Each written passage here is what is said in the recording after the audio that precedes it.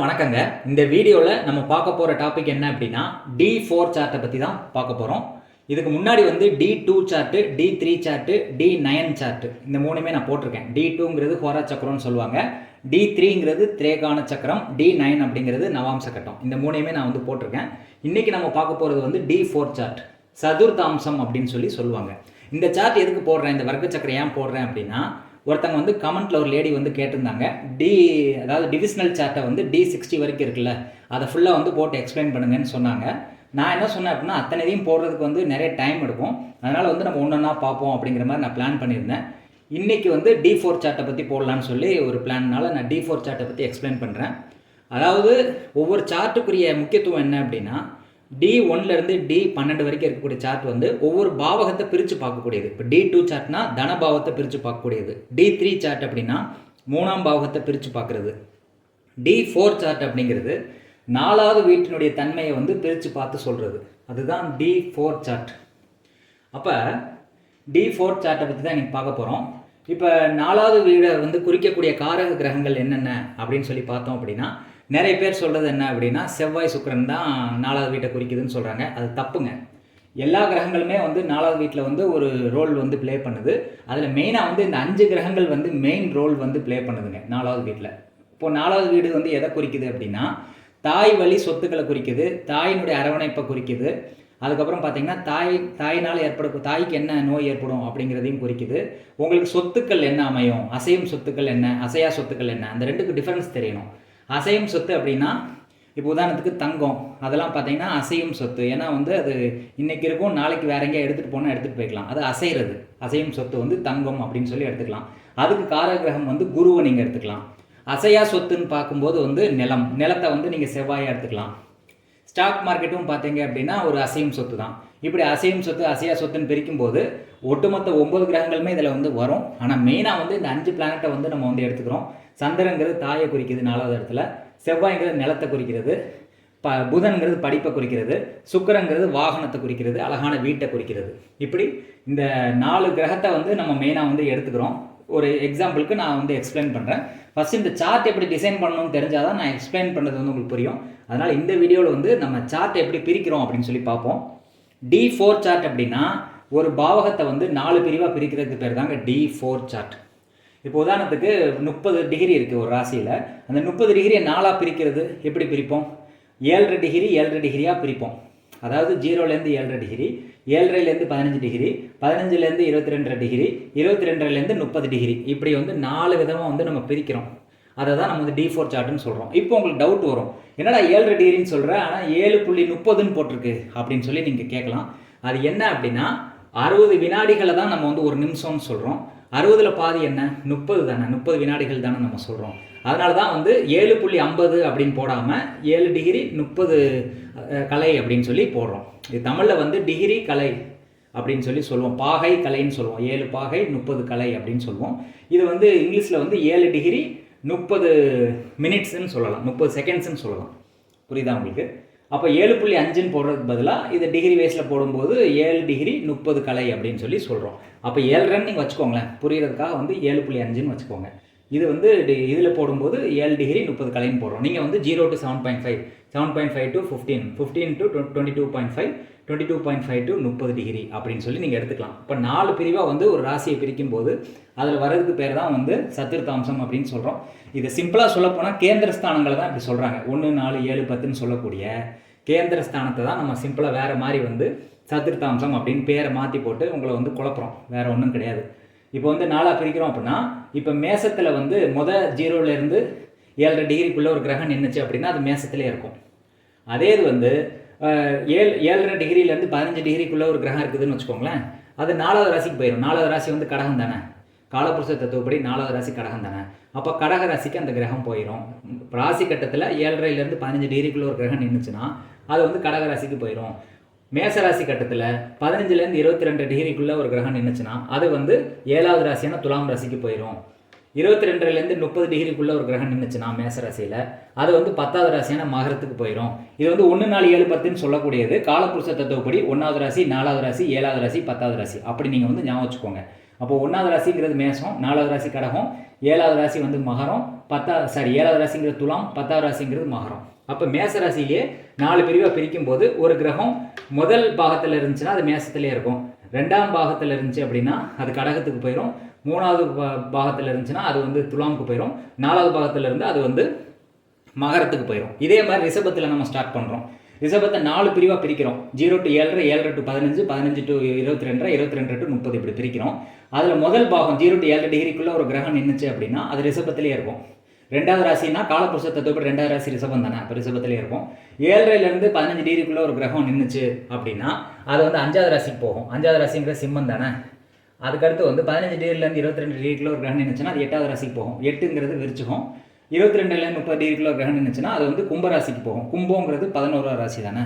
இது சிம்பிளாக சொல்லப்போனால் 1, 4, 7, 10 வந்து கால்குலேட் பண்ணிக்கோங்க. இப்போ ரிஷபங்கிறது 1வது ராசி, ரிஷபத்துக்கு 4வது ராசி சிம்மம், சிம்மத்துக்கு 4வது ராசி விருச்சிகம், விருச்சிகத்துக்கு 4வது ராசி கும்பம். அப்படி எடுத்துக்கோங்க. இந்த 1, 4, 7, 10 தான். இதுலேருந்து 1, 4, 7, 10, இதுலேருந்து 1, 4, 7, 10 இப்படியே வந்து நீங்கள் நிற்கக்கூடிய இடத்துலேருந்து 1, 4, 7, 10 வந்து நீ கூட்டிகிட்டே போகணும். இப்போ இன்னொரு உதாரணம் பார்ப்போம். இப்போ வந்து இதில் கடகராசின்னு எடுத்துக்கோங்களேன். கடகராசியை வந்து 4 பிரிவாக பிரிக்கிறோம். 0 to 7 degree, 7 to 15, 15 to 22, 22 to 30. இப்போ நம்ம பிரிக்கும்போது முதல் 7 டிகிரிக்குள்ளே ஒரு கிரகம் நின்றுச்சுன்னா அது கடகத்திலே இருக்கும். அப்போ காலபுருஷத்துப்படி 4வது ராசியா, அதனால் கடகத்திலே இருக்கும். அடுத்து வந்து 7 to 15 டிகிரியில் ஒரு கிரகம் இருந்தது அப்படின்னா இதுக்கு 4வது ராசி என்ன? கடகராசியில் நிற்கிது முதல் கிரகம். கடகராசிக்கு 4வது ராசி வந்து துலாம் ராசி, துலாம் ராசிக்கு 4வது ராசி வந்து மகர ராசி, மகர ராசிக்கு 4வது ராசி வந்து மேச ராசி. புரியுதா உங்களுக்கு? இதே தான் அப்படியே ரவுண்டாக வரும். 1, 4, 7, 10 வருதா, இதில் 4, 7, 10, 1 வருதா, இதில் வந்து 7, 10, 1, 4 வருதா, அதுக்கடுத்து 10, 1, 4, 7 வருதா, இதே மாற்றி மாற்றி வரும்.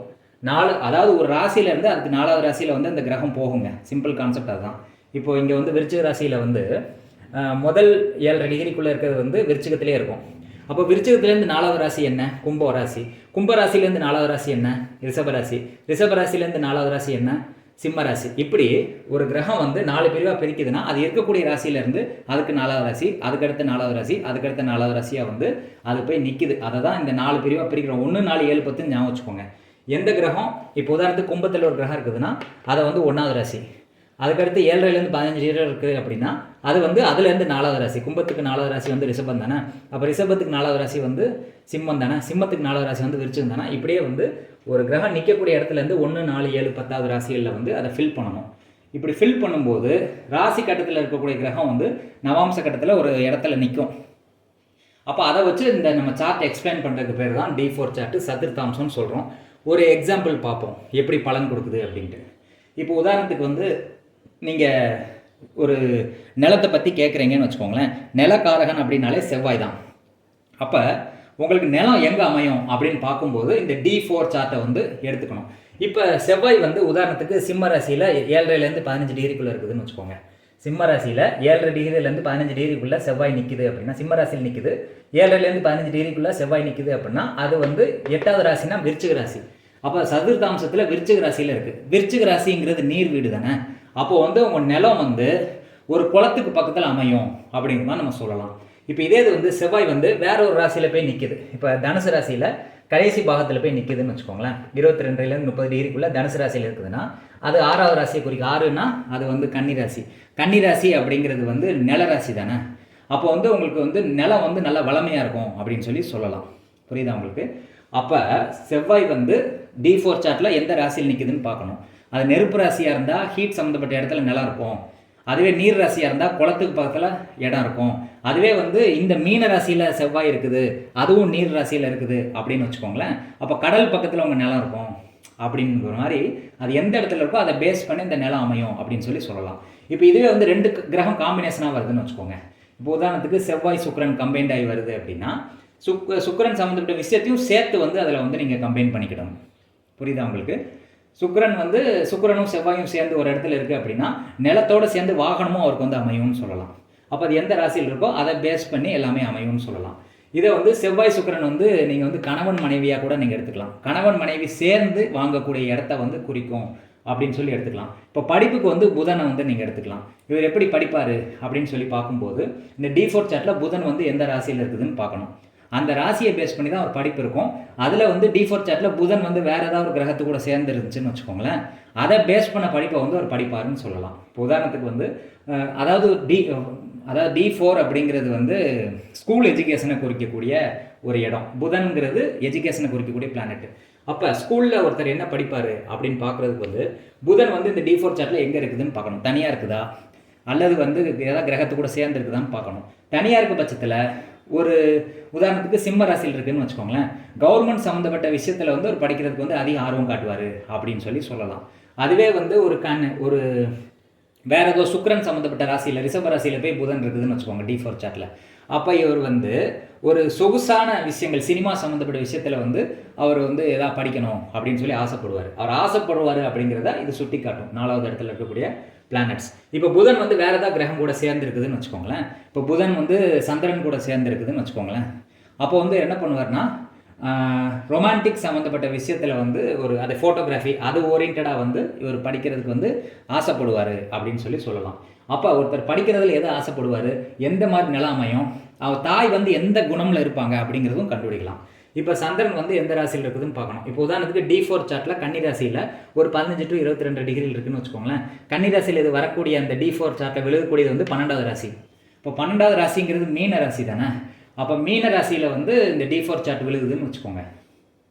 புரியுதா உங்களுக்கு? இது காலபுருஷனுக்கு 12ங்கிறது மீனம். அப்போ D4 சார்ட்டில் வந்து ஒரு மீனத்தில் போய் இருக்குது, ராசி கட்டத்தில் கன்னியில் இருக்குது. ஆனால் நான் இதில் D4 சார்ட்டில் வந்து அது மீனத்தில் போய் விழுது. ஏன்னா 15லேருந்து 22ங்கிறது 12வது ராசிங்கிறது மீனம். அப்போ மீனத்தில் போய் விழுது அப்படின்னா அது வந்து எதை குறிக்குமோ அதை பேஸ் பண்ண கேரக்டரில் வந்து அவங்க அம்மா இருப்பாங்க. அப்போ மீன ராசிங்கிறது நீர் ராசி தானே. அப்போ அவங்க அம்மா வந்து அமைதியாக இருப்பாங்க அப்படின்னு சொல்லலாம். அடுத்து வந்து உபயராசியில் அது விழுகிறதுனால வந்து அவங்க தாய் வந்து ஒரு சம்பவத்தை வந்து 2 டைம் சேர மாதிரி சூழல் வந்து ஏற்படும் அப்படிங்கிற மாதிரி சொல்லலாம். ஒரு முடிவு எடுப்பாங்க, அதுக்கு அடுத்து வந்து திரும்ப மாற்றி வேற ஒரு முடிவு எடுப்பாங்க. அதே மாதிரி ஒரு செயல் செய்வாங்க, அதுக்கப்புறம் செயல் வந்து வேற மாதிரி இருக்கும். திடீர்னு வந்து கோவப்பட்டாங்க அப்படின்னா அதுக்கடுத்து சாந்தமாக இருக்கிற மாதிரி சூழல் வந்து ஏற்படும். அந்த மாதிரி வந்து 2 கட்ட நிலைமையில் இருக்கிறத வந்து சுட்டி காட்டுது உபயராசியில் இருக்கும்போது. அது நீர் ராசியில் இருக்கும்போது கொஞ்சம் அமைதியான வாழ்வை வாழ்கிறதுக்கு வந்து அவங்க அம்மா இருப்பாங்க அப்படின்னு சொல்லலாம். அவங்க அம்மானால கிடைக்கக்கூடிய ஆதாயம் வந்து அந்த நீர் சம்மந்தப்பட்ட வீடு மூலிமா கிடைக்கும்னு சொல்லலாம். அதாவது கடல் பகுதி பக்கத்தில் அவங்களுக்கு ஏதோ ஒரு பெனிஃபிட் இருக்குது அப்படின்னு சொல்லலாம். அதே மாதிரி வந்து நிறைய விரயம் பண்ணுவாங்க. 12வது ராசிங்கிறது விரயத்தை குறிக்கிறது காலபுருஷனுக்கு. அப்போ வந்து நிறைய விரயம் பண்ணுவாங்க அவங்க தாய் அப்படிங்கிற மாதிரி நம்ம சொல்லலாம். சாந்தமாக இருப்பாங்கன்னு சொல்லலாம். குரு அப்படிங்கிறது தானே 12ஆம் வீட்டு அதிபதி. அப்போ வந்து அவங்களுடைய தாய் வந்து யாருக்கா சொல்லித்தரதுல இன்ட்ரெஸ்ட் காட்டுவாங்க, யாருக்கா கைடன்ஸ் கொடுக்கறதுல இன்ட்ரெஸ்ட் காட்டுவாங்கன்னு சொல்லலாம். நிறைய வழிபாடு சித்தர் வழிபாடு பண்ணுவாங்க, கோயில்களை நிறைய பேர் வணங்குவாங்கன்னு சொல்லலாம். இப்படி ஒரு கிரகம் அங்கே இதில் D4 சார்ட்டில் நின்றுச்சுன்னா அவர் சொத்து எப்படி, அவங்க அம்மானுடைய கேரக்டர் எப்படி, அவருக்கு அமையக்கூடிய வாகனம் எப்படி, அவர் விருப்பம் என்ன, படிப்பில் அவர் என்ன விருப்பப்படுவார், இப்படிங்கிற எல்லா விஷயத்தையும் வந்து அலசி ஆராய்ஞ்சு நம்ம வந்து சொல்ல முடியும். இதை வந்து நீங்கள் ப்ராக்டிஸ் பண்ணால் தான் உங்களுக்கு வந்து தெரியும். இப்போ உங்கள் ஜாதக கட்டத்தில் இருக்கக்கூடிய கிரகங்களை வந்து நீங்கள் D4 சார்ட்டில் அடக்கி ஒவ்வொரு கிரகமும் வந்து என்ன சொல்ல வருது அப்படிங்கிறத ரியல் லைஃப்பில் பொருத்தி பாருங்கள். எப்படி இருக்குது, உங்களுக்கு வந்து பயனுள்ளதாக இருக்குதா, கரெக்டாக வருதாங்கிறத கமெண்ட் செக்ஷனில் கமெண்ட் பண்ணுங்கள். இந்த புரிதல் வந்து உங்களுக்கு கிடைச்சிருக்கும்னு நான் நம்புகிறேன். தெளிவான விளக்கத்தை வந்து D4 சார்ட்டில் வந்து சொல்லியிருக்கேன். இதுக்கு அடுத்து வந்து D5 D6லேருந்து D12 சார்ட் வரைக்கும் நம்ம அடுத்தடுத்த வீடியோஸில் வந்து டிவிஷனல் சார்ட்டை பற்றி தெளிவாக பார்ப்போம். இந்த பதிவு எப்படி இருக்குது அப்படிங்கிறத கமெண்ட் செக்ஷனில் கமெண்ட் பண்ணுங்கள். நன்றி, வணக்கம்.